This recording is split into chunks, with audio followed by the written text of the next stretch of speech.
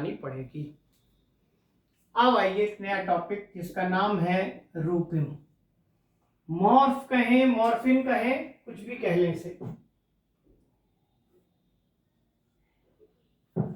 Morph ये भी कोई नई चीज नहीं है। इसे हम भाषा में क्या कहते हैं? शब्द या पद कहते हैं। शब्द या पद।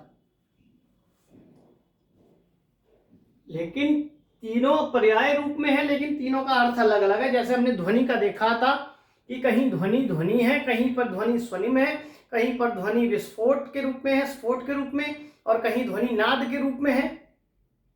ऐसे ही रूपिम शब्द भाषा वैज्ञानिक शब्द है, ये भाषा का शब्द है, ये व्याकरण का शब्द है। शब्द और पद में क्या अंतर होता है ये भी एक बार जान लें। व्याकरण का विषय है, शायद आप जानते हो, फिर भी देख लें। शब्द के लिए क्या होना जरूरी है? शब्द के लिए दो चीजें होना जरूरी है। शब्द सबसे पहले तो स्वतंत्र होता है और दूसरा वो सार्थक होता है। मान लीजिए पेड़ शब्द आ गया। पेड़ एक शब्द है, क्यों है? ये स्वतंत्र है, इसका कहीं पर भी प्रयोग करें इसका वही मीनिंग है, ट्री। और सार्थक है क्योंकि इसका एक अर्थ है। लेकिन जब ये शब्द वाक्य में प्रयोग होगा तब ये शब्द शब्द ना रहकर क्या बन जाएगा? पद। क्या बना? जब शब्द वाक्य में प्रयुक्त होकर अपनी स्वतंत्रता खो देता है तब वह पद बन जाता है। यह है परिभाषा पद की। मतलब ये शब्द पद बन जाएगा, और पद जब बनेगा तो सार्थक तो होगा, लेकिन स्वतंत्र क्यों नहीं होगा? क्योंकि अब उस पद का संबंध उसके वाक्य के अन्य पदों के साथ होगा। पेड़ गिर गया है, अब इनके साथ इसका संबंध होने पर मीनिंग तो वही रहेगा, ट्री, लेकिन इसकी स्वतंत्र सत्ता खत्म हो जाएगी। हो सकता है किसी को भी ना समझ आ रहा हो, अरे भाई पेड़ तो पेड़ ही रहा, फिर भी ये नहीं है मतलब। इसे ऐसे समझें जैसे मैं एक शब्द हूं, मेरा एक अपना नाम है, मेरा एक अपना वजूद है, लेकिन मैं अब इस कक्षा में जुड़ा हूं आपके साथ, तो यहां मेरा नाम दीनदयाल नहीं है। अब मेरा पद बन गया क्या? टीचर। मैं एक टीचर हो गया, यहां पर पद बदल गया। आपका भी एक नाम होगा, आपका नाम पायल होगा, आपका नाम कल्पना होगा, आपका नाम कुछ और होगा, लेकिन अब आप यहां हैं क्या? स्टूडेंट। आपका पद है स्टूडेंट। आप बस में चढ़ जाएं किसी, तो आप हो जाएंगे सवारी। ना आप उस समय स्टूडेंट हैं और ना आप उस समय कल्पना है, ना आप उस समय पायल हैं। ठीक है, ध्यान रखें। बस वाला भी जब आपको बुलाएगा एक सवारी एक सवारी एक सवारी, और आप चढ़ जाते हैं, आपका नाम सवारी नहीं था, क्योंकि वो सवारी उस पद का रूप है। जो बस चला रहा होता है उसके सीट के पीछे लिखा रहता है ड्राइवर, उसका नाम होगा लेकिन उसका पद है ड्राइवर। कंडक्टर का नाम है कंडक्टर, उसका एक नाम होना चाहिए लेकिन पद है। ठीक है, तो यानी जब तक ये पेड़ केवल शब्द था, स्वतंत्र भी था, सार्थक भी था, कोई पद नहीं था इसे प्राप्त। वाक्य में आकर इसको पद की प्राप्ति होगी। कैसे पद की प्राप्ति? कोई शब्द कर्ता पद बनेगा, कोई कर्म पद बनेगा, कोई क्रियापद बनेगा। ठीक है, पेड़ गिर गया है, तो यहां ये पेड़ एक पद के रूप में है, गिरना एक पद के रूप में, गया एक पद के रूप में, है एक पद के रूप में, सब एक पद है। ठीक है, तो शब्द और पद, तो दोनों पर्याय होने पर भी दोनों में अंतर है। ठीक, और पेपर में आता ही आपके पास व्याकरण में पद परिचय। पद परिचय दीजिए। पेड़ गिर गया है, ये कर्ता है या ये कर्म है? कर्म हुआ है पेड़ गिरने का, ये कर्म है, कर्म पद है, ये क्रियापद है। इसका पद परिचय पूछता है तो आप बताएंगे कर्म पद है। पेड़ गिर गया है एक वचन है, पेड़ पुल्लिंग फॉर्म में है, ये पुल्लिंग है। ऐसे आप पढ़ते हैं। ये एक संज्ञा है, कौन सी संज्ञा है? ये एक जातिवाचक संज्ञा है। ऐसे आप इसका पद परिचय देते हैं, ठीक है। तो पद के रूप में भी आप जान लेंगे। क्लियर हो गई यहां तक बात?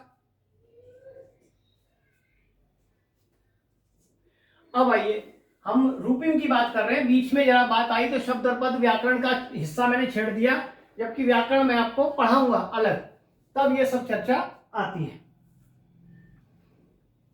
रूपिम का जो मूल शब्द है वो रूप से है, रूप। और रूप किससे बनता है?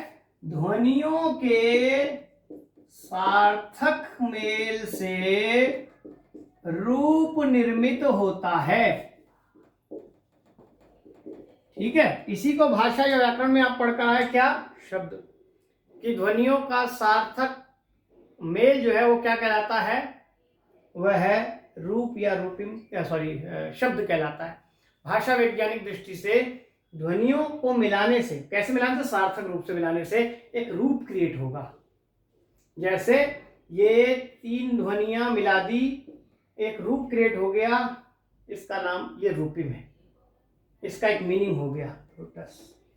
यही 3 ध्वनियां आप इस रूप में रूप कर बना दें इसका, तो इसका एक मीनिंग हो गया। तो ध्वनियों को मिलाने से जो एक रूप क्रिएट होता है उसको कहते हैं क्या? रूपिम। भाषा वैज्ञानिक दृष्टि में, व्याकरण में उसे क्या कह रहे हैं? शब्द कह रहे हैं, ठीक है। अब बात करते हैं,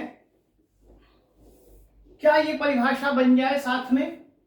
एक बात तो ये हो गई। दूसरी बात अगर हम ये नोट करें कि सभी शब्द रूपिम होते हैं, तो इन्हें हम शब्द कहते हैं, कमल को, कलम को। तो जितने भी शब्द होंगे वो रूपिम होंगे क्योंकि रूप क्रिएट हुआ है उनका। सभी रूपिम शब्द होते हैं। इसी बात को मैंने इस ढंग से कह दिया। क्या ये वही बात है कि अलग बात है?